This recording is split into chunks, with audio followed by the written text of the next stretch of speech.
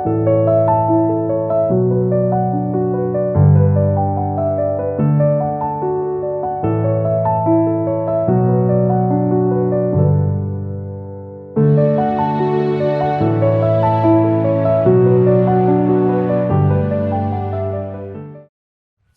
merupakan bagian dari suatu populasi penelitian yang digunakan untuk menjawab hasil dari suatu penelitian, sedangkan teknik pengambilan merupakan cara atau metode yang digunakan dalam pengambilan sampel tersebut.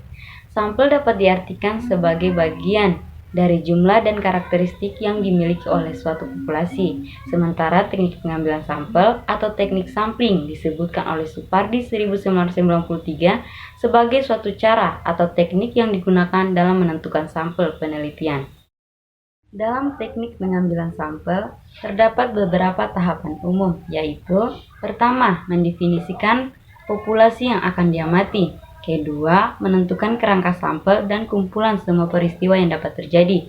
Ketiga, menentukan teknik atau metode sampling yang tepat. Keempat, melakukan pengambilan sampel atau pengumpulan data. Kelima, melakukan pemeriksaan ulang pada proses sampling. Secara umum, ada dua jenis teknik pengambilan sampel, yaitu sampel acak atau random sampling yang dikenal juga sebagai probability sampling, dan sampel tidak acak atau non-random sampling yang dikenal juga sebagai non-probability sampling. Pertama, sampel acak atau probability sampling.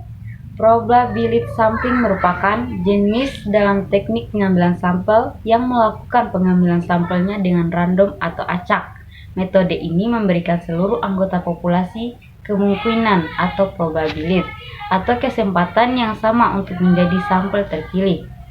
Teknik jenis ini sesuai digunakan untuk populasi yang besaran anggotanya dapat kita tentukan terlebih dahulu. Metode ini menggunakan analisis statistik untuk membantu penentuan sampel terpilihnya. Misalkan jika suatu populasi memiliki elemen populasi sebanyak 50, sedangkan yang akan dijadikan sampel adalah 25. Maka setiap elemen tersebut mempunyai kemungkinan 25/50 untuk bisa dipilih menjadi sampel. Terdapat beberapa model atau jenis dari teknik random probability sampling, yaitu poin pertama, pengambilan sampel acak sederhana atau simple random sampling. Teknik pengambilan sampel ini dapat dilakukan jika jenis analisis penelitian cenderung deskriptif dan lebih bersifat umum dan sederhana. Metode ini lebih cocok digunakan untuk kasus di mana karakter yang menjadi pembeda dalam populasi bukan hal yang sangat penting dalam analisis, di mana perbedaan tersebut ada dan umum terjadi pada populasi manapun.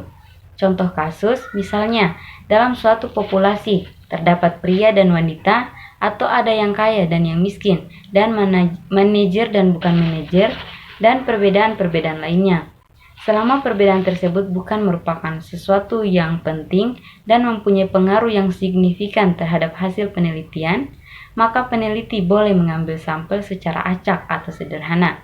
Dengan teknik ini, setiap unsur populasi harus mempunyai kesempatan yang sama untuk bisa terpilih menjadi sampel. Poin kedua, pengambilan sampel acak berstrata atau stratified random sampling. Stratified random sampling atau sampel acak berstrata merupakan suatu teknik pengambilan sampel dengan memperhatikan tingkatan atau strata dalam populasi. Teknik ini mengolah kerangka sampel yang sebelumnya belum distratifikasi atau belum dikelompokkan berdasarkan tingkatan-tingkatan tertentu, tinggi, sedang, dan rendah. Poin ketiga, pengambilan sampel acak sistematis. Jika peneliti dihadapkan pada ukuran populasi yang banyak dan tidak memiliki alat pengambil data secara random, cara pengambilan sampel sistematis dapat digunakan. Cara ini menuntut kepada peneliti untuk memilih unsur populasi secara sistematis, yaitu unsur populasi yang bisa dijadikan sampel adalah yang keberapa. Contoh kasus, misalnya, setiap unsur populasi yang keenam yang bisa dijadikan sampel soal keberapanya, satu unsur populasi bisa dijadikan sampel. tergantung pada ukuran populasi dan ukuran sampel. Misalnya, dalam satu populasi terdapat 5.000 rumah. Sampel yang akan diambil adalah 250 rumah. Dengan demikian, interval di antara sampel ke-1, ke-2, dan seterusnya adalah 25. Poin keempat, pengambilan sampel acak berdasar area atau wilayah. Teknik ini dipakai ketika peneliti dihadapkan pada situasi bahwa populasi penelitiannya tersebar di berbagai wilayah. Misalnya, seorang marketing manajer sebuah stasiun TV ingin mengetahui tingkat penerimaan masyarakat Jawa Barat atas sebuah mata tayangan. Teknik pengambilan sampel dengan area sampling sangat tepat. Yang kedua, non-random sampling, non-probability sampling. Teknik pengambilan sampel non-probability berkebalikan dengan teknik probability sampling. Teknik ini melakukan pengambilan sampel dengan tidak memberikan peluang atau kesempatan sama bagi setiap unsur atau anggota populasi yang dipilih menjadi sampel. Menurut Supardi 1993, teknik sampling jenis ini sesuai apabila dipilih untuk populasi yang sifatnya indefinite atau besaran anggota populasinya belum atau tidak dapat ditentukan terlebih dahulu sebelumnya. Macam-macam dari teknik pengambilan sampel jenis ini antara lain adalah: yang pertama, purposive sampling. Teknik purposive sampling adalah teknik penentuan sampel yang didasarkan pada pertimbangan peneliti mengenai sampel-sampel yang mana paling sesuai, bermanfaat, dan dianggap dapat mewakili suatu populasi. Teknik pengambilan sampel ini cenderung lebih tinggi kualitas sampelnya karena peneliti telah membuat kisi atau batas berdasarkan kriteria tertentu yang akan dijadikan sampel penelitian. Misal seperti didasarkan pada ciri demografi, gender, jenis pekerjaan, umur, dan lain sebagainya. Teknik ini termasuk teknik pengambilan sampel yang cukup sering digunakan dalam penelitian. Yang kedua, snowball sampling. Bisa dikenal juga dengan teknik pengambilan sampel bola salju. Teknik ini menentukan sampel berdasarkan wawancara dengan sampel sebelumnya atau dengan cara korespondensi.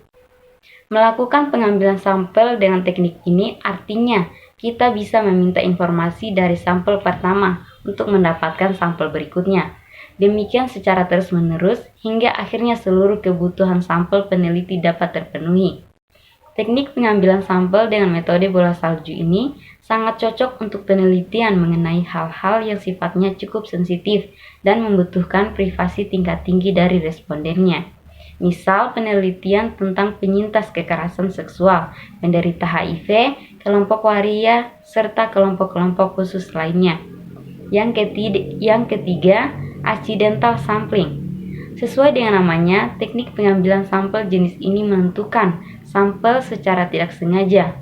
Peneliti akan mengambil sampel pada orang yang kebetulan ditemuinya pada saat itu. Misalnya, penelitian dilakukan pada populasi pelanggan toko A. Penelitian cukup menunggu di depan toko A, lalu menetapkan sampel kepada siapapun orang yang melakukan transaksi jual beli di toko A, tanpa melihat umur, gender, profesi, dan lain sebagainya. Yang keempat, kuota sampling. Teknik pengambilan sampel ini dilakukan dengan menentukan kuota atau jumlah dari sampel penelitian terlebih dahulu. Prinsip penentuannya sama dengan accidental sampling, tetapi peneliti menetapkan terlebih dahulu jumlah sampel yang akan diperlukan. Misal, peneliti menetapkan penelitian dilakukan setiap hari selama 1 minggu dengan menetapkan jumlah sampel penelitian sebanyak 100 orang. Apabila peneliti pada hari itu telah memenuhi kuota dengan memperoleh 100 orang, maka selesai tugas peneliti untuk mencari sampel penelitian.